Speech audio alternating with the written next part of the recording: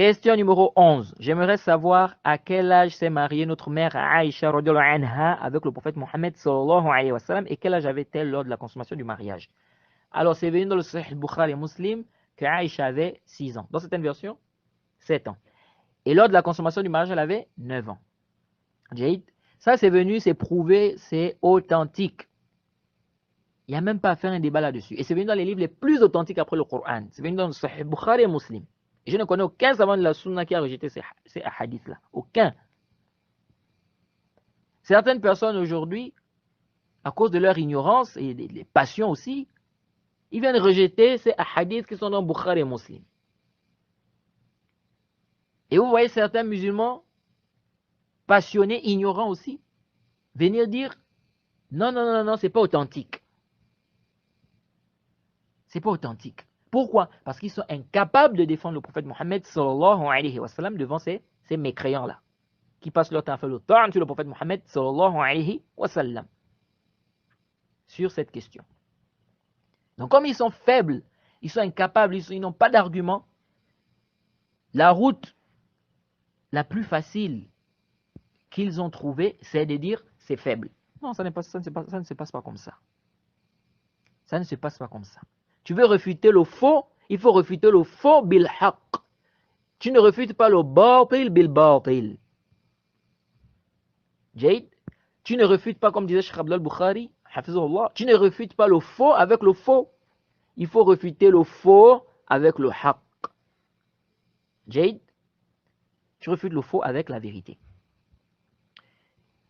Nous disons, ça nécessite même toute une, je peux dire, tout un cours, ou même peut-être une conférence, ce sujet-là.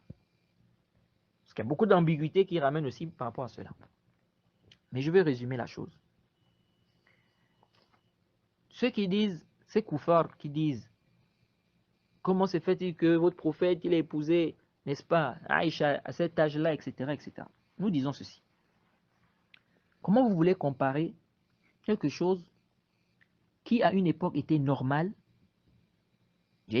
Comment vous voulez comparer cette chose à ce qui est aujourd'hui devenu anormal pour beaucoup de gens? Parce que vous avez gaspillé, hein?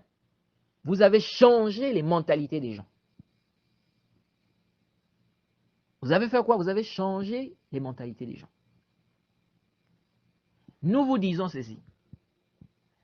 Si réellement cette chose, l'acte que le prophète a eu à faire, si vraiment l'acte que le prophète a eu à faire, c'était quelque chose de réprimandé, qui devait être les premières personnes à réprimander cela? N'est-ce pas les koufars de Quraysh?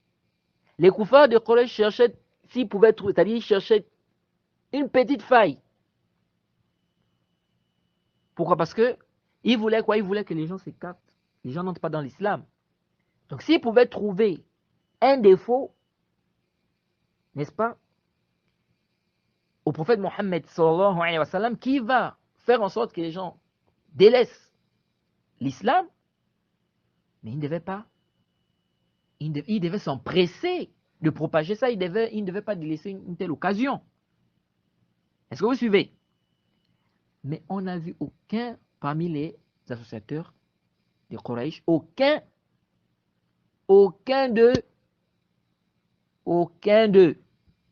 n'a dit au prophète que vous avez vu votre prophète, il a épousé Aïcha à tel ou tel âge. Aucun d'eux n'a réprimandé le prophète sur ça.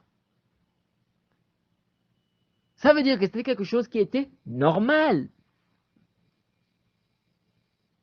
C'était quelque chose qui était normal chez eux. Parce que si ce n'était pas normal, ils ne devaient pas laisser une telle occasion. Ils devaient prendre ça pour dire que vous avez vu vous dites que vous suivez, vous dites que vous êtes sur la vérité, vous suivez le prophète Mohammed. Regardez ce qu'il a fait. Mais aucun d'eux n'a parlé de ça, aucun. Ça montre que c'était quelque chose de normal. Vous maintenant, vous avez changé les mentalités des gens. Vous faites comprendre aux gens que ça là, c'est pas bien. Vous avez mis ça dans les têtes des gens. Les gens grandissent avec ça.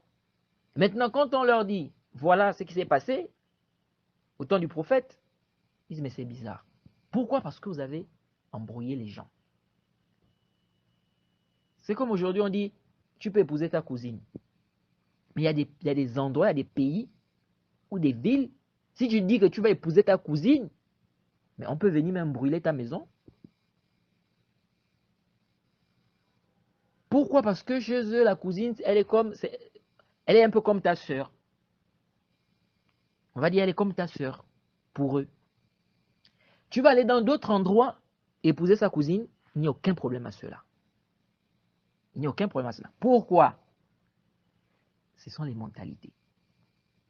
Là-bas, on a changé les mentalités. C'est comme dans un endroit, si on commence à dire, on fait comprendre aux enfants à l'école que l'homosexualité, il n'y a pas de problème, c'est quelque chose de naturel, c'est quelque chose de normal, c'est quelque chose de bien. Les enfants grandissent avec ça.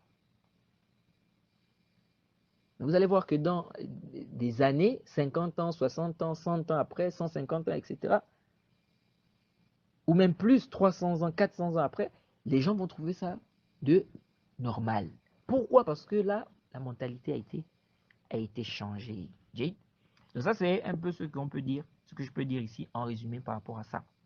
Mais sinon, ça nécessite même toute une conférence. Toute une conférence. Parce que beaucoup d'ambiguïté que les gens ramènent sur cette question, n'est-ce pas, qui nécessite un peu plus de temps pour expliquer. Mais voilà un peu ce que je peux dire en résumé. Donc,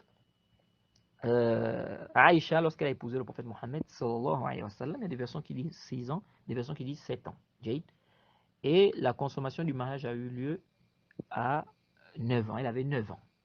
C'est-à-dire, la consommation du mariage, ça a eu lieu, elle avait 9 ans.